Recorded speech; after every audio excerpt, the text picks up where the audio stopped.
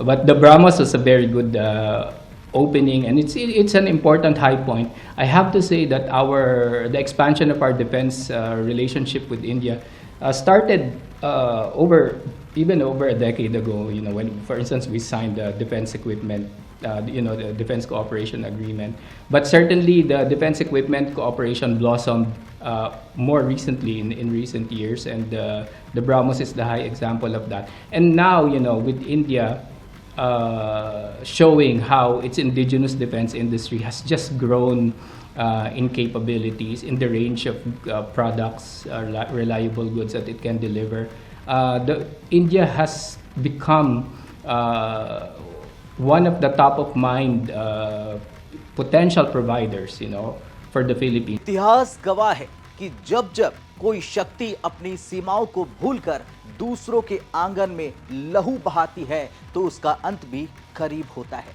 दक्षिण चीन सागर यानी साउथ चाइना सी की लहरें आज फिर से चीख रही है। एक तरफ दुनिया का सबसे बड़ा स्वयंभू डॉन यानी कि चीन, जिसने कोस्ट गार्ड की वर्दी में अपने समुद्री डकैतों को खूनी खेल खेलने के लिए उतार दिया, और दूसरी तरफ है फिलीपींस, एक छोटा सा देश जो अब झुकने को तैयार नहीं है। लेकिन इस पूरी जंग में सबसे बड़ा टर्निंग पॉइंट क्या है? और वो टर्निंग पॉइंट है भारत। आज मनीला के गलियारों में भारत के नाम की गूंज है।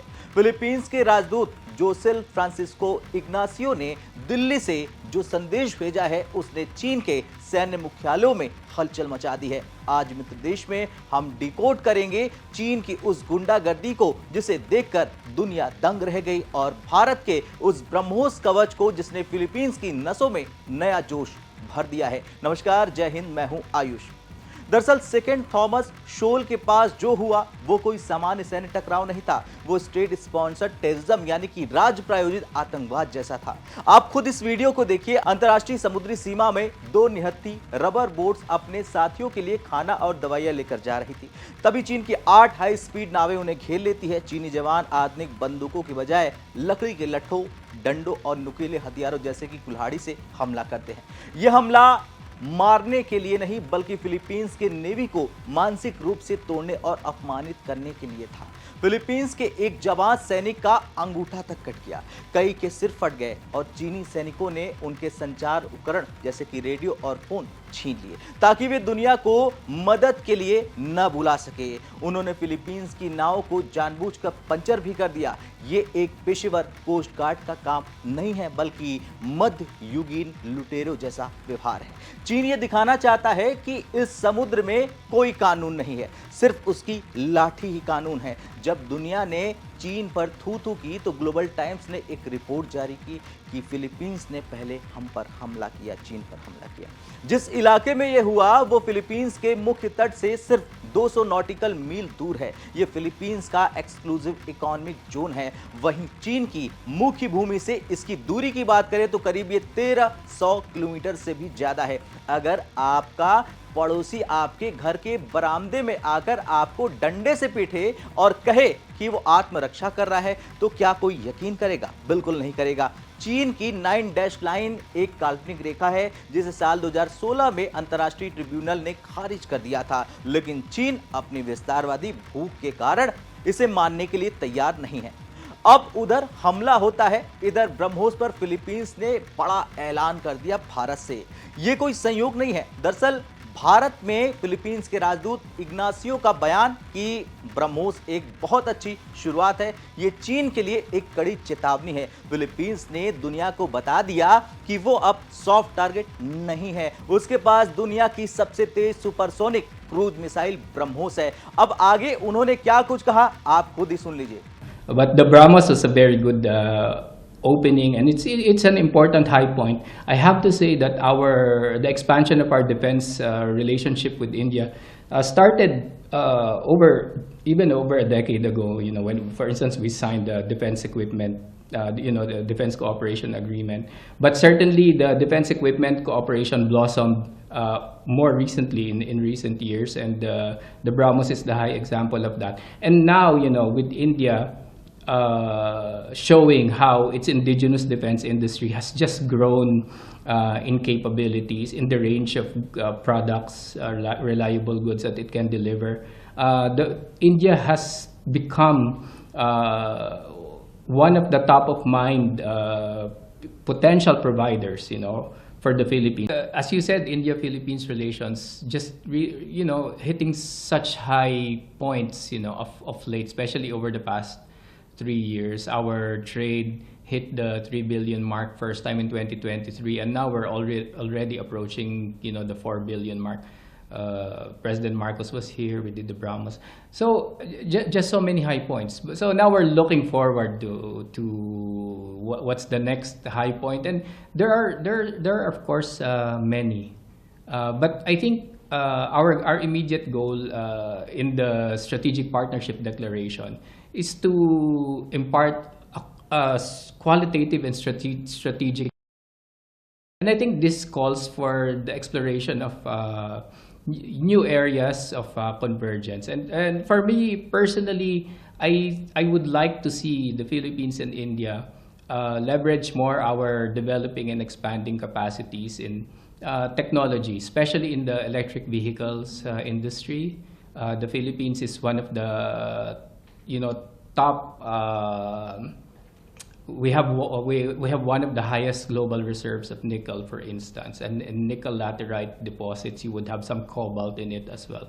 So this is very ideal for electric vehicles, for EVs, for EV batteries, and I think the complementarity there is India has processing capability, and we would like to see, and the Philippines has the raw material. And in the Philippines, we want to go up the value chain when it comes to nickel ore, producing higher value versions of that. So that's one of many areas that I see.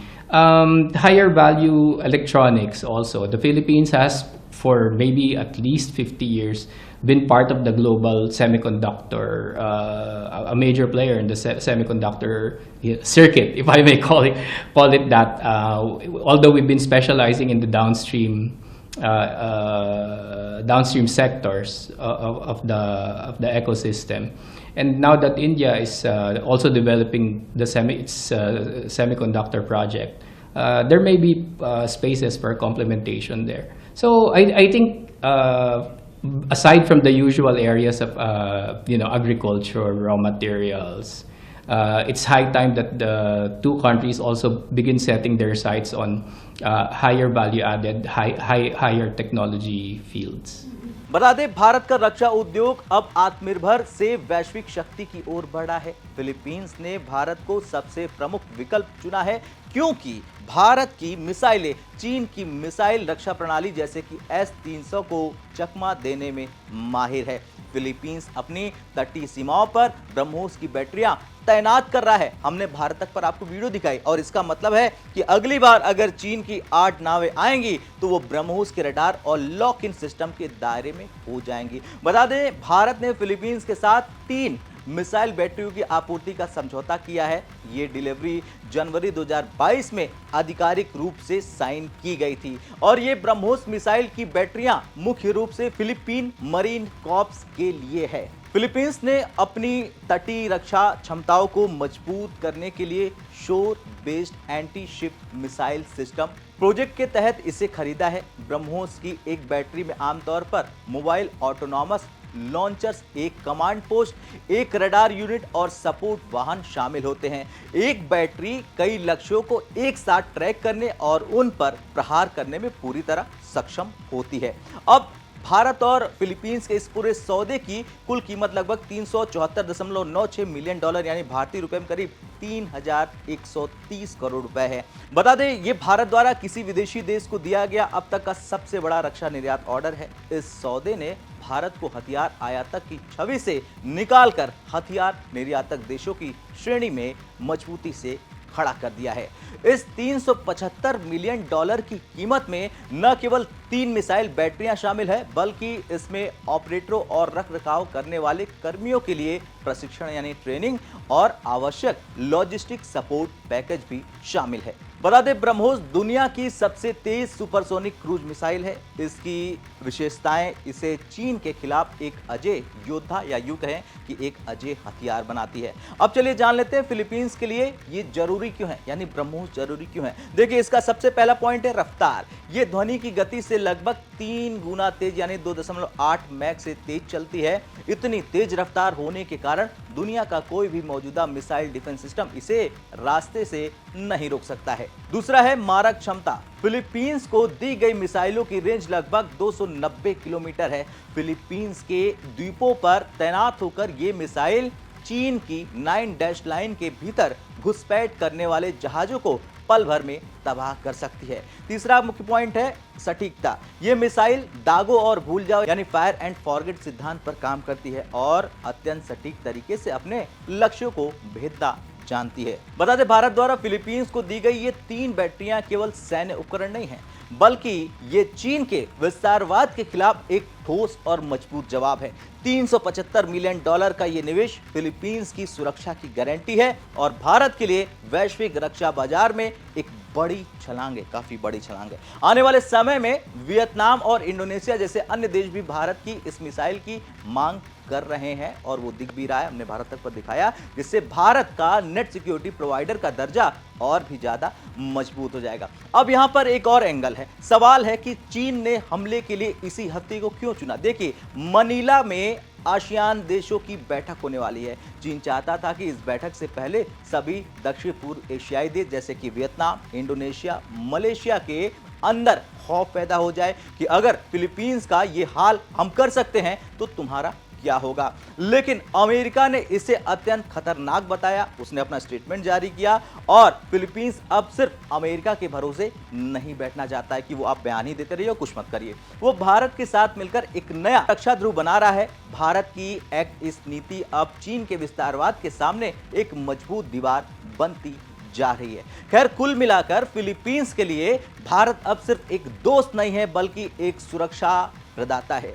BrahMos तो सिर्फ झांकी है। Philippines अब भारत से तेजस लड़ाकू विमान, radar system और नौसैनिक हेलीकॉप्टरों की डील पर चर्चा कर रहा है, बात कर रहा है। लेकिन कुल मिलाकर आप देखें तो भारत ने दिखा दिया कि हम बिना किसी विस्तारवादी मंशा के अपने मित्रों को मजबूत बनाना जानते हैं। चीन की सबसे बड़ी हार ये नहीं है कि फिलीपींस लड़ रहा है, बल्कि उसकी सबसे बड़ी हार ये है कि भारत ने चीन के बैकयार्ड में घुसकर अपनी सामरिक पकड़ मजबूत कर ली है। चीनी कोस्ट गार्ड की लाठियां फिलीपींस के सैनिकों के शरीर को चोट पहुंचा सकती है, लेकिन उनके हौसलों को पस्त नहीं कर सकती है। आज फिलीपींस के पास वो ब्रह्मोस है जिसकी रफ्तार चीन के झूठ से कहीं ज्यादा तेज है। और सबसे बड़ी बात दोस्तों कि फिलीपींस के साथ भारत खड़ा है। मित्र देश की आज की खबर में यह है कि अब समंदर में गुंडागर्दी नहीं चलेगी, बल्कि अंतर्राष्ट्रीय कायदों और सच्ची दोस्ती की जीत होगी। मनीला से लेकर दिल्ली तक ये पैगाम साफ है कि अगर ड्रैगन आग उगलेगा तो भारत का ब्रह्मोस उसे बुझाना भी जानता है। अब आपका क्या कुछ कहना है? जिस तरह से स्टेटमेंट आया फिलीपींस की तरफ से ब्रह्मोस को लेकर उस वक्त जब ये हमला किया है चीन ने, उसे लेकर कमेंट कर अपनी राय जरूर दें। कल फिर से मिलते हैं मित्र देश के अगले वीडियो में। तब तक के लिए जय हिंद, जय भारत।